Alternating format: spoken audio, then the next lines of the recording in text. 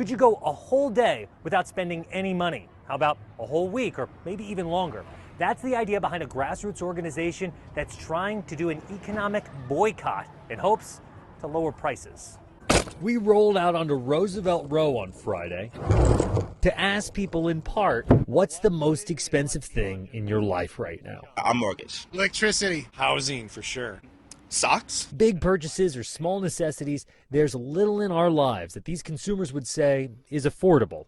That's part of the reason why a grassroots group called the People's Union USA asked consumers to not spend money on Friday, especially at big corporations or major retailers.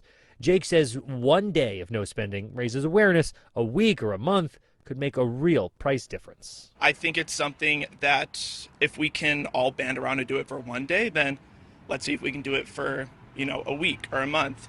It's important, even if we're boycotting these big corporations, we can still shop locally. Derek says price and pay aren't on the same page. The economy, man, everybody need to get paid more. Inflation's up, and like I said, prices of wages are not going up, so it's not balancing out. I always just try to keep it local. This summer, Juan will celebrate 10 years of business at Roosevelt Barbershop. What? He says while he buys mostly local, some things are just easier to buy from a major online retailer. And staying in business for a decade doesn't mean consistent prices these days. I have to put the haircut prices up too as well, because I got to pay the barbers a little bit more.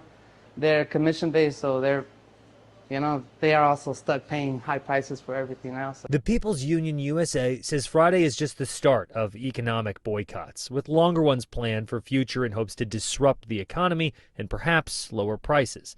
Melissa, a pharmacist, says spending money locally could be the doctor's orders for the economy. Boycotting big conglomerate corporations is supporting your local community, and I feel like that is so important because the local community is where your love and happiness and cheer and joy comes from. And so having those places be supported and stay in business, not only are you keeping a family in business, but you're keeping your community in business. And it's always free to listen.